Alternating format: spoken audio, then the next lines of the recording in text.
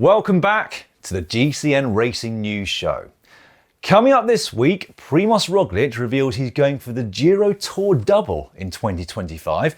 But is it a mistake to head to Italy if you want to win the Tour de France for the first time? I'll be taking a look at that, plus a whole host of new 2025 kits and bikes, and also the race programme of a certain Tadej Pogačar for next year.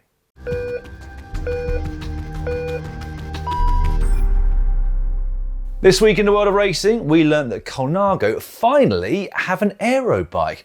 As if Pogačar needed any help going faster, they've just launched the Y1 RS, a Marmite bike that people either love or hate. I love it. It's a bike that you do a double take on, which hasn't often been the case for the last few years. Hot or not then? Let me know in the comment section down below.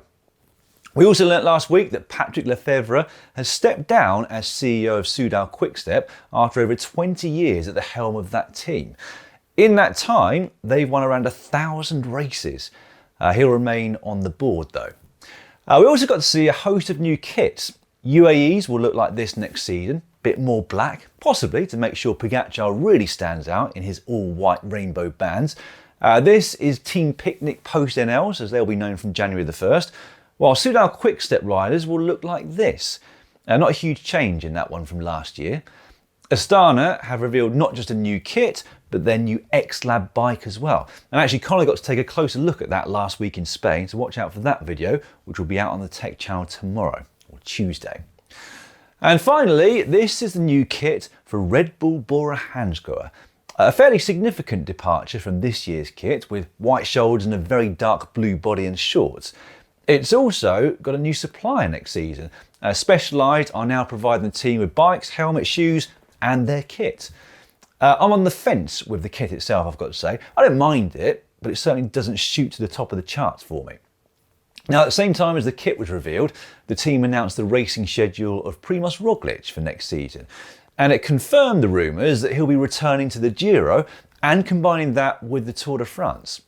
So his programme, at least the part we know so far, is as follows. The Vuelta Algarve in February, Vuelta Catalunya in April, the Giro in May, and the Tour de France in July. So a distinct lack of one-day racing, but that's been a bit of a theme for Roglič these last years. The last time he did a one-day race in the spring was back in 2022. Since then, it's always been about the stage racing. So what can we conclude from his programme? I mean, initially it seems like a strange choice for him to go back to the Giro when it's the Tour de France that's the glaring omission from his incredible palmarès. At 35, you've got to say that time is not on his side, so you'd have thought he'd be all in for the Tour at least one more time. Conventional wisdom these past couple of decades has said it's virtually impossible to peak at the Tour if you've gone all out to win the Giro in May. In a normal year, there is 5 weeks between the end of the Giro d'Italia and the start of the Tour de France. So too long to maintain form, not long enough to rest and then get back to top form.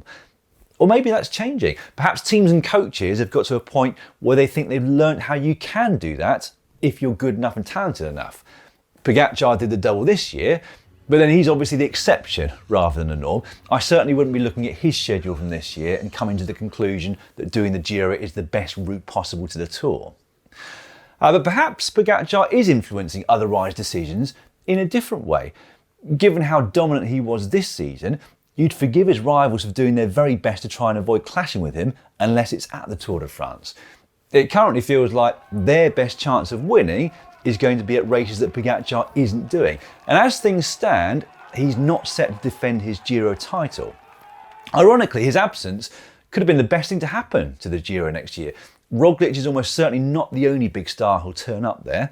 Vingegaard was rumoured to be doing it too, although those rumours seem to be just that. And the same goes for Remco Evenepoel, and his recent crash has likely changed his early season plans anyway. Anyway, back to Roglič. I was taking a look back at his Vuelta wins this morning, and on 3 of the 4 occasions that he's won La Vuelta, he'd competed at the Tour de France beforehand. Bit of a caveat on that. On 2 of those occasions, he crashed out of the Tour de France, but then in 2020, he completed both. And what makes that win even more remarkable is that because it was COVID year, the calendar was all over the place. There was only 1 month between his crushing Tour de France defeat at the hands of Pogačar and the start of La Vuelta, which he won. What I'm trying to say is that Roglič has a big engine. He's already proven that he can back up one great Grand Tour performance with another one soon after. So perhaps the Giro will be good preparation for him next year. Is it going to make enough of a difference to beat Pogačar? Let's be honest, no. If Pogačar's on the start line at the top of his game, Roglič is very unlikely to beat him. Same goes for Vingegaard. Those two have been on a different level to everyone else the last 3 seasons, and it's hard to see that changing in 2025. So, is the Giro the best prep for the Tour for Roglič? Probably not. Is it a bad thing that he's doing it? No. In the Pogačar era, you have to take what you can get. But let me know your thoughts. Should Roglič and Red Bull be all in on the Tour de France, or is that too much of a gamble? Let me know in the comment section down below. Okay, back to Pogačar now. I promise to let you know what his programme is for next season. So he's going to start racing at the UAE Tour in February, after which he'll embark on a long campaign of one-day races. Strade, Milan-San Remo, E3, Ghent-Wevelgem, Flanders, Amstel, Flèche, and finally Liège. Odds on him winning all 8? Quite low, I'd have thought, but imagine that if he did complete them. After the Classics, he'll then head to altitude, and then he'll take on the Criterium du Dauphiné for the first time since 2020, and then the Tour de France, the World Championships, and Il Lombardia. And he's also said that he might add a second Grand Tour during the season, depending on the routes. But given his early season programme, you'd have to think that only La Vuelta is going to be possible for him.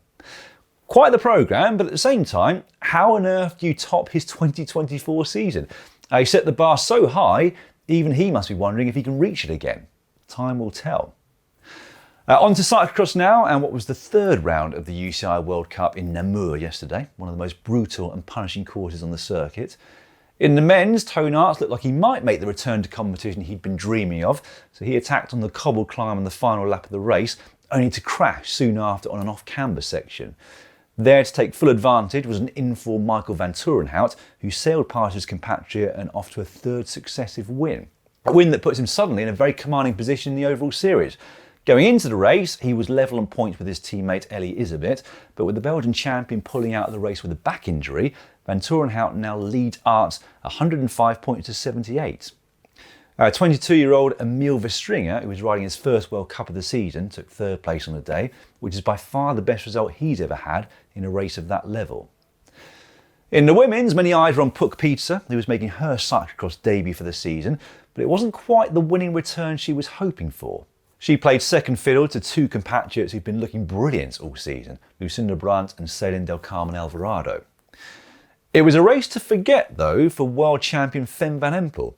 She had a coming together with Pieter on the opening lap and later got tangled with the course netting, leaving her with a big battle just to get into the top 10. Up front, Alvarado was flying. She took a 21-second lead into the penultimate lap and was never caught. Behind her, Brandt and Pieter managed to get past Blanca Vas to fill the podium places, and that result means that Lucinda Brandt is now in the lead of the series, 11 points clear of Van Empel. The world champion had won in Herentals at the X2O the previous day, whilst the men's race there was won by Van Torenhout. Also, very well done to Andrew Strohmeyer and 18-year-old Vida Lopez de San Roman, who won the elite titles at the US National Championships at the weekend. Right, just before I finish with cyclocross for this week, I'll just go through the schedule of Mathieu van der Poel for this winter. He's going to start racing this coming Sunday at the World Cup in Zonhoven, and one day later he'll be up against Wout van Aert in Mol at the Super Prestige. So in total, Van der Poel will compete in 11 races this winter, culminating in the World Champs in Liège in France at the start of February. There, he's got the opportunity to equal the great Eddie de Vlaeminck, who won the championships on 7 separate occasions. Now, last week on this show, I was talking about the premature end of the UCI Track Champions League due to that very nasty crash in the velodrome, and I mentioned that the only declared winner at that point was Katie Archibald in the Endurance Women's. Well, during the week, the winners of the other 3 series were announced. Dylan Bibic took the men's endurance, Alina Lysenko the women's sprint, and Harry Lavreyson the men's. A reminder, you can watch a full season of bike racing live on Discovery Plus and Max, so make sure you check out the cyclocross this coming weekend. In contract news, Taco van der Horn will stay with Intermarché for another 2 years, as the Dutchman was very well supported by that team. He spent a long time recovering from concussion, so it's great to see that relationship continue. Odd Christian Eiking is on the move though. He's the 25th rider on the roster at Unibet Tietema Rocket, where he'll move over from Uno X.